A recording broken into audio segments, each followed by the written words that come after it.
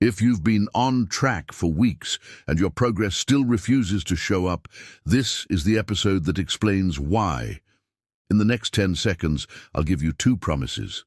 First, you'll discover at least 3 mistakes you're making without realizing it.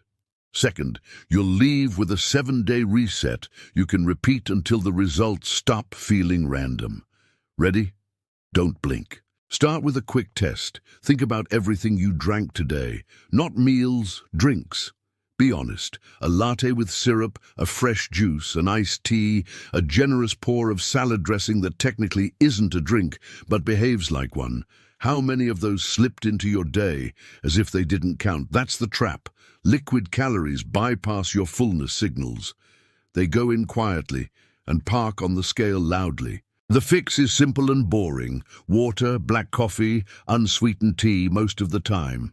If you love your latte, make it intentional. Smaller size, no syrup, or swap to a protein-based option that actually keeps you full. For dressings and sauces, measure once, truly once. 1 tablespoon looks smaller than your brain thinks. Learn it today and you're calibrated for life. Now the plot twist everyone stumbles into. Healthy foods in unhealthy quantities. Nuts, nut butters, avocado, olive oil, granola, all good.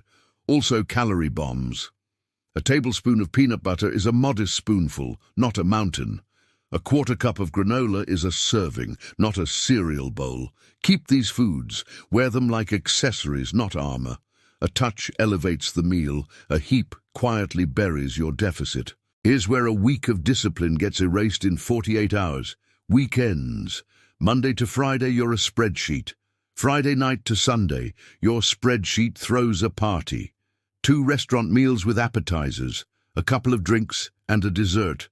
Poof! There goes the week's deficit. The answer isn't monk mode, it's guardrails. Pick 1 intentional free meal, not a free weekend. Add a long walk that day. If you're eating out twice, make 1 protein forward and veggie heavy. Plan it before you're hungry. That single decision saves 5 days of work. Let's pull the biggest lever, protein. When protein is low, hunger is loud, strength slips, and your metabolism sulks. A simple target, roughly 1.6 to 2.2 grams per kilogram of body weight, about 0.7 to 1 gram per pound of your goal weight.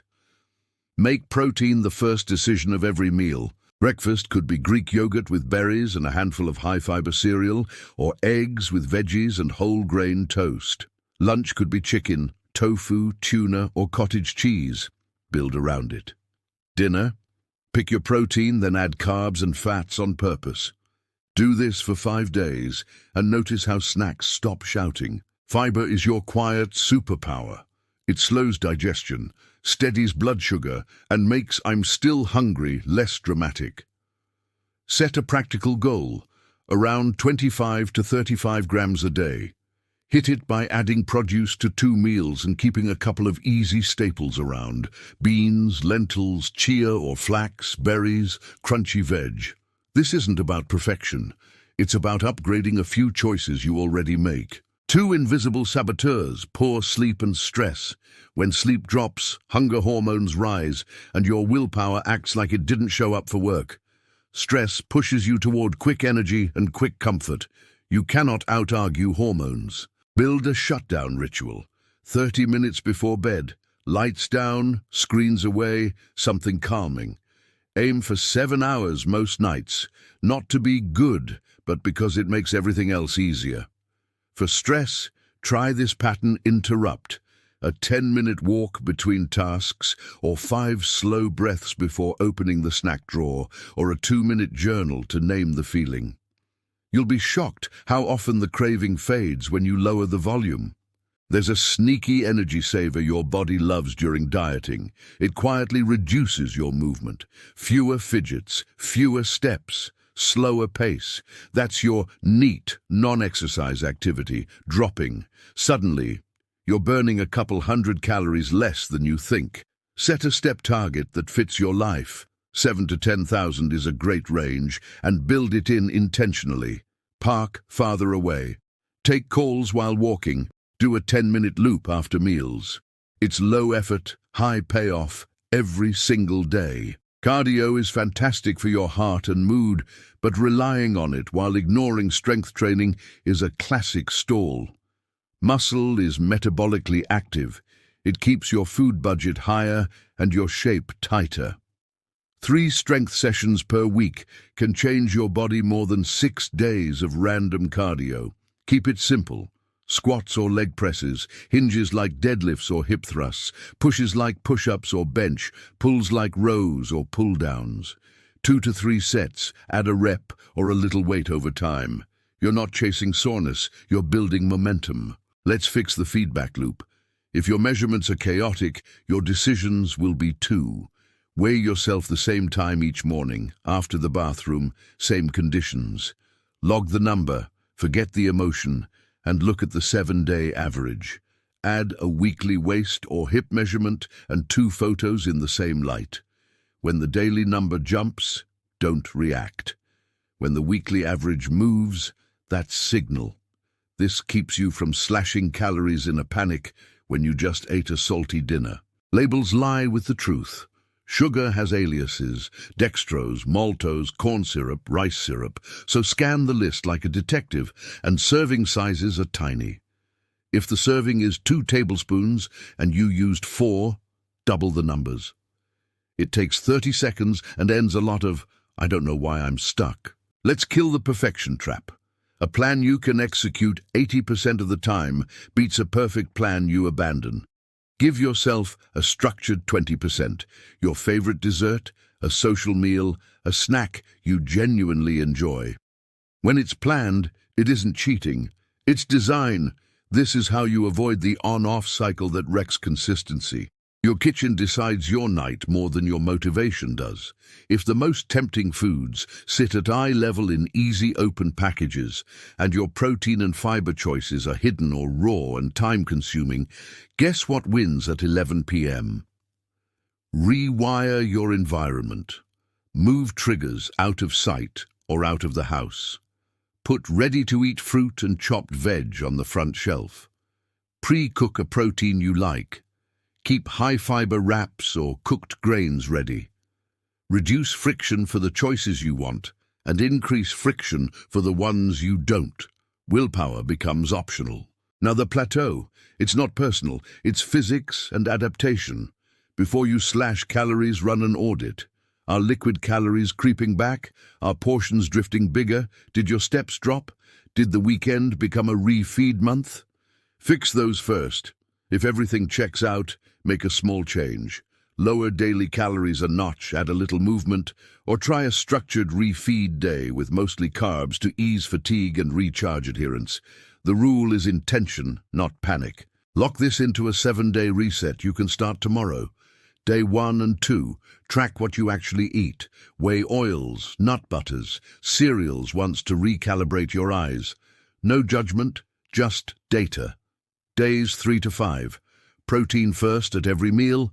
Add fiber twice a day. Berries and yogurt, beans at lunch, a big salad at dinner. Day 6. Hunt the sneaky stuff. Liquid calories, heavy sauces, random bites. Clean those up. Day 7. Calculate weekly averages, weight, steps, sleep, and plan next week with 1 upgrade, a prepped lunch, a 3rd strength session, or a tighter weekend rule. Repeat. Compounding takes care of the rest. Need meal templates you can steal immediately? Breakfast options: Greek yogurt with berries and a sprinkle of high-fiber cereal, or eggs with veggies and a slice of whole grain toast, or a protein shake plus a piece of fruit and a measured handful of nuts. Lunch: grilled chicken or tofu on a big salad with beans and a measured dressing, or a tuna wrap with crunchy veg, or cottage cheese with tomatoes, cucumbers, a measured drizzle of olive oil and whole grain crackers. Dinner: a palm-sized portion of protein, half a plate of veggies, and a fist-sized portion of smart carbs, potatoes, rice, or quinoa. Think plate method: half veggies, quarter protein, quarter carbs. It's self-calibrating. Let's talk timing. People obsess over eating after 8 p.m. or skipping breakfast like the clock is magic. It isn't. What matters most is total calories and protein across your day and week. Intermittent fasting can help manage snacking and simplify decisions for some people. For others, it backfires with late-night raids. Use time windows as tools, not rules. If a schedule keeps you calm and consistent, it's a win. If it makes you binge or obsess, drop it without guilt. Supplements are supporting cast, not the main actor. Protein powder helps hit targets. Fiber supplements can fill a gap. Creatine supports strength training for many people. Most fat burners are expensive ways to feel caffeinated and disappointed. If you have medical conditions or take meds, talk to a professional first. The foundation, food quality, movement, sleep, stress, is where real change lives. Here's a 4-week follow-through you can loop forever. Week 1, hit protein and fiber, kill liquid calorie leaks, set a realistic steps target. Week 2, add 2 or 3 strength sessions and keep the steps. Week 3, lock weekends with one planned free meal and a long walk. Week 4, review weekly averages and change one thing, either a small calorie tweak or a small movement bump. Then repeat the cycle. Boring wins build the body you want. A word for the Monday restarters. You're not failing because you're weak. You're failing because your system is brittle. Hunger hormones don't care about pep talks. Sleep debt turns small cravings into loud commands. A kitchen built for snacking will beat your best intentions at midnight. Change the system and the struggle gets quieter. Protein and fiber first. Fewer liquid calories. A home environment that nudges you toward better choices. A weekend plan that respects your social life without deleting your progress.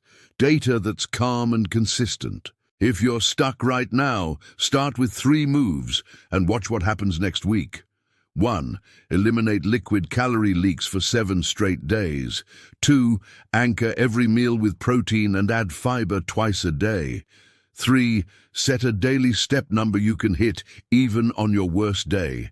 Layer in strength 3 times a week. Standardize your measurements. Protect your sleep window. Treat healthy but dense foods with respect. Read labels like a detective. This is the unglamorous stack that makes progress inevitable. You don't need perfect days. You need repeatable days. Stack 4 ordinary weeks where you keep small promises because your environment makes them easy to keep.